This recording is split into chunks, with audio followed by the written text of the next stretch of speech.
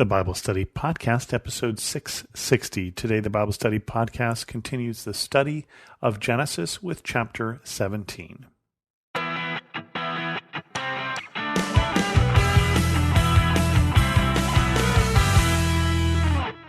Welcome to the Bible Study Podcast. I'm your host, Chris Christensen. We continue on with chapter 17. You may remember that God has made a couple times promises to Abraham that his descendants will be like the amount of grains of sand on the seashore and the number of stars in the sky.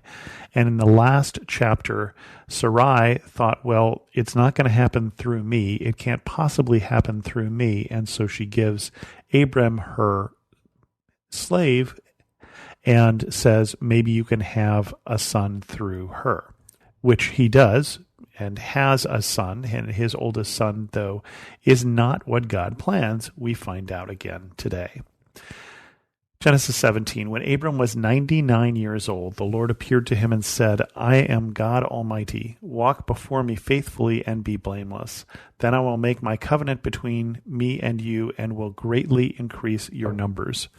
Abraham fell face down, and God said to him, As for me, this is my covenant with you. You will be the father of many nations. No longer will you be called Abram. Your name will be Abraham. For I have made you a father of many nations. I will make you very fruitful. I will make nations of you, and kings will come from you. I will establish my covenant as an everlasting covenant between me and you and your descendants after you, for the generations to come, to be your God and the God of your descendants after you. The whole land of Canaan, where you now reside as a foreigner, I will give as an everlasting possession to you and your descendants after you, and I will be their God. Then God said to Abram, As for you, you must keep my covenant, you and your descendants after you, for the generations to come. This is my covenant with you and your descendants after you. The covenant you are to keep. Every male among you must be circumcised. You are to undergo circumcision, and it will be the sign of the covenant between me and you. For the generations to come, every male among you who is 8 days old must be circumcised, including those born in your household or bought with money from a foreigner, those who are not your offspring. Whether born in your household or bought with your money, they must be circumcised. My covenant in your flesh is to be an everlasting covenant. Any uncircumcised male who has not been circumcised in the flesh will be cut off from his people. He has broken my covenant. God also said to Abram, As for Sarai, your wife, you are no longer to call her Sarai. Her name will be Sarah. I will bless her and will surely give you a son by her. I will bless her so that you will be the mother of nations. Kings of peoples will come from her. Abram fell face down. He laughed and said to himself, Will a son be born to a man 100 years old? Will Sarah bear a child at the age of 90? And Abraham said to God, If only Ishmael might live under your blessing.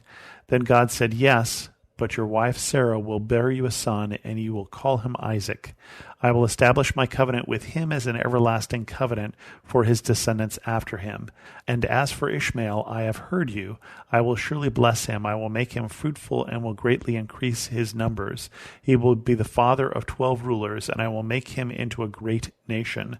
But my covenant I will establish with Isaac, whom Sarah will bear to you by this time next year. When he had finished speaking with Abraham, God went up from him. On that very day, Abraham took his son Ishmael and all those born in his household or bought with his money, every male in his household, and circumcised them as God told him. Abraham was 99 years old when he was circumcised, and his son Ishmael was 13.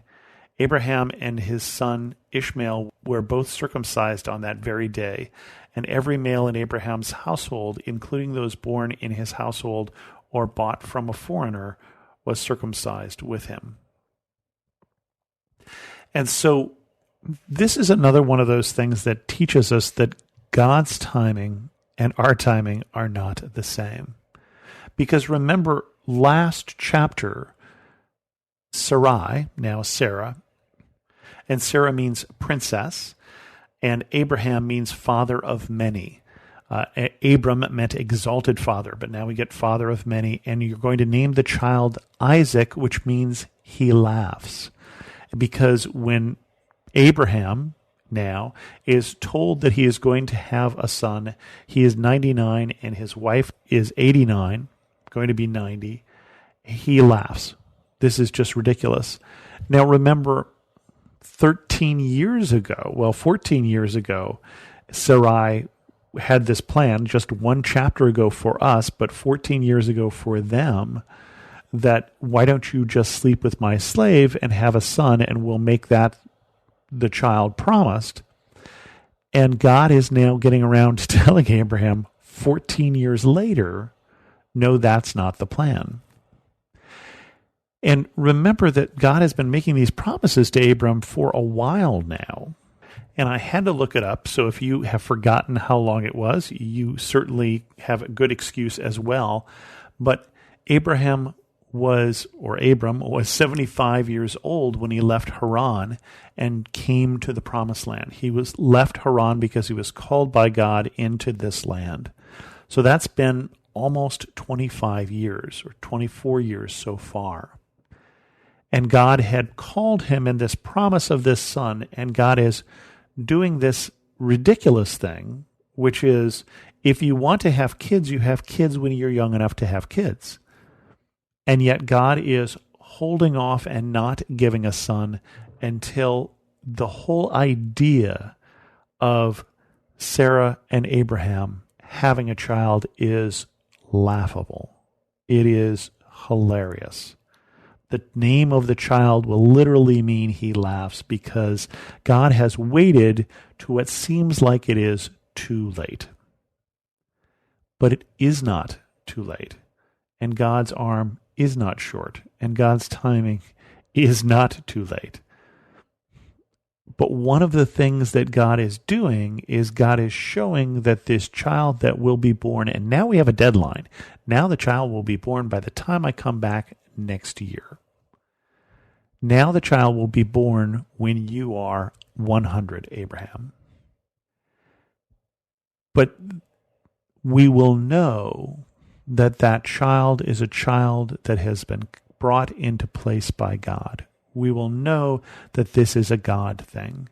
God waited this length, I believe, so that we would know that God did this. Right? Sarah tried to do it her way 13, 14 years ago, and that wasn't God's plan. She tried to do it then because 14 years ago, she had given up hope. We are 14 years past when she gave up hope, and yet hope will be restored. The child long promised will come. The child will come in God's timing. And then the other thing that's fairly important in this chapter is this is where circumcision is introduced. And so Abraham is told that all male members of your family will have this as a sign of this covenant.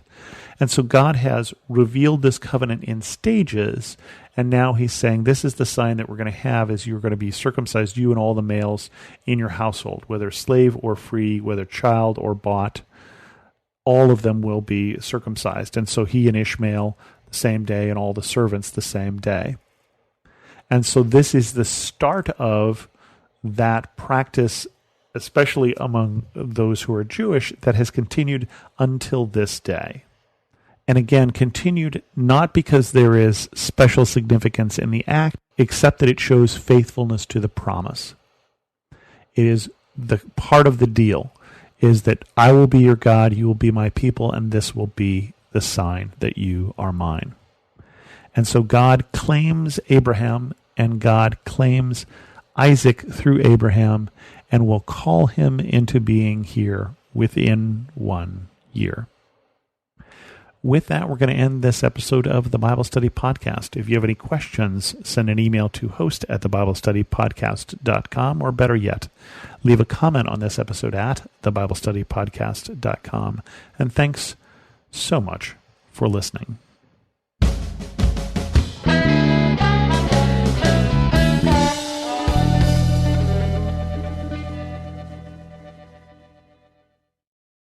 This is Perseus Poku, host of the Sound Reasoning Ministry podcast.